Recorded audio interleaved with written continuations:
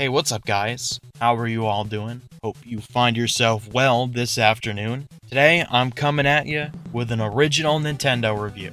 That's right, we're reviewing a Nintendo game. It's been a little while, and this is one that I have wanted to review for a while, ever since really the channel started. It was one of the games I wanted to review, just never got around to it. And that is Batman. It might be reasonable for you to suspect that this isn't a very good game because it's a movie tie-in, and movie tie-ins aren't usually that great. But if you really think about it, Batman in particular has had a really good track record when it comes to video games. We've gotten a ton of great Batman games, and one of the most famous ones is Batman here for the NES. We'll throw it into my Nintendo and see how it holds up today. So Batman is an action platformer game based off of the 1989 movie of the same name, where you, believe it or not, play as Batman. And since this is based off the movie, you have to take down Jack Nicholson's Joker once and for all. But unlike the movie, the Joker has come prepared this time with a whole arsenal, an army filled with dudes with jetpacks and robots, and he's rented out fucking, what is this, bio-weapon engineering facility. He's gonna make some kind of virus in here, and he's got like TVs with his face on it. So to even the odds, Batman has come with more than just his fist this time, as we have a few different weapons we can use.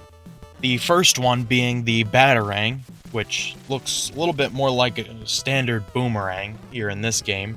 Batman has also walked down to his local gun store and picked up a 9mm handgun, which he can use to take out enemies from a distance. And the final weapon that he can use is, well, I don't even know what this is. It kind of explodes into 3 different projectiles. I don't exactly feel like looking in the manual to find out what that is exactly, but it's pretty cool.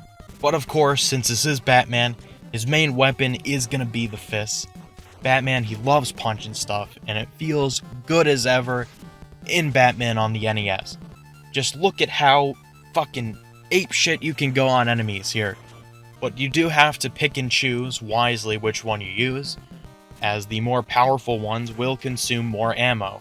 And Batman's stage design makes very good use of these weapons, because I really believe this game is designed more around thinking and strategy than just brute force and reflexes. If you tackle a situation more intelligently than just running in and punching, then you will find more success in this game. But fighting isn't the only thing that you do in Batman, as there are lots of difficult platforming segments that you will find throughout the game that will really test out your timing and positioning skills. And one of the main things Batman can do in this game is wall jump. And this game makes very good use of that, as it ramps up these wall jumping challenges throughout the game, with the final level having near fucking impossible wall jumping challenges like this part with the gears. But generally it ramps up very fairly, and that's not just for wall jumping, it's for every type of challenge. And it mixes and matches these very well, where you might have to jump off a platform and be able to quickly take out an enemy before it does damage to you. So it's a very intelligently designed game.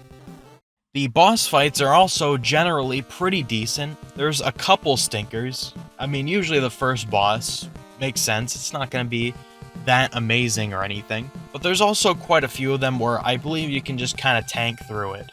Like this dude on level 3, you think it would be a cool boss fight, but really, all you do is just run up and throw boomerangs, and you always out DPS this dude, so no reason to actually learn how to avoid his attacks. So far, I am really enjoying Batman. I gotta say, this is a pretty damn good game for the Nintendo. The stages are well designed, the boss fights are pretty cool, the weapons are fun to play around with, and the soundtrack is also excellent. Sunsoft made some really dang good tunes for the Nintendo, and Batman is one of the highlights for me, so we'll play a couple tunes and let you listen to them. Some of these are really, really good.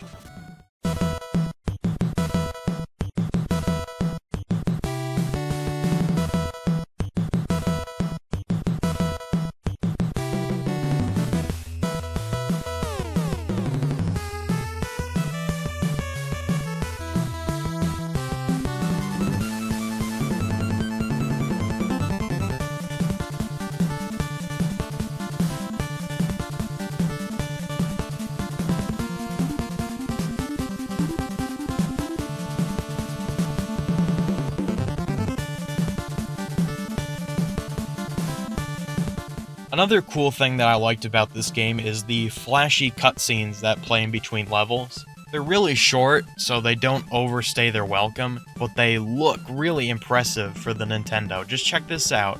Batman blasting through these fucking doors with the machine gun, and he's flying in on the tower, and it's little touches. I like that kind of stuff in video games. They didn't need to do that, but it just adds a little extra flavor, you know? Alright, so at the very end of Batman, you need to climb the cathedral, like in the movie, and this is a pretty tough level with some of the most difficult challenges throughout the game. I already mentioned this before with the wall climbing and everything. There's enemies spread everywhere, but at the very top, you have a boss fight with this dude who shoots fireballs. He's not too bad once you figure out that you can just throw boomerangs at him. But after that, you fight the man himself, the Joker, and boy oh boy, this is a tough boss battle, especially on your first couple of playthroughs. Because he is quite tanky, in fact really tanky, and he runs away from you all the time, and once he gets his distance on you, he tries to shoot you with his gun, which will take out a huge chunk of health. Everything else in Batman does 1 damage, but this gun does 3. But luckily for me, I'm actually pretty good at this game now. I've played it a bunch over the years. So my winning strategy, and I'll tell you the hustle right now. If you want to win against the Joker, you have to follow my masterful advice. Step number 1, jump into him. Step number 2, punch. Keep punching. More punching. More punching. Keep fucking punching! So once you do defeat the Joker, Batman, he just grabs him and throws him off the cathedral. The no-kill rule has been violated. He doesn't give a fuck anymore. The Joker, he's been so annoying throughout this game with his goddamn gun and him summoning fucking lightning, Zeus over here. And then the credits roll, and that is Batman.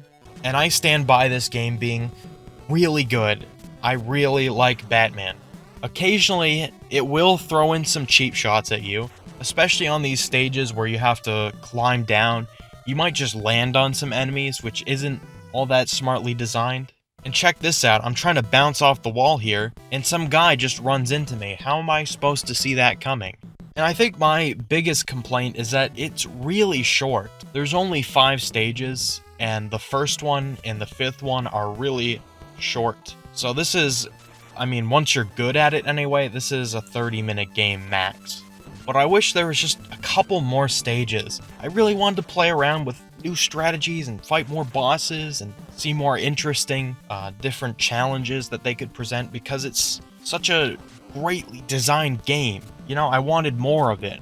But really, that's all my complaints.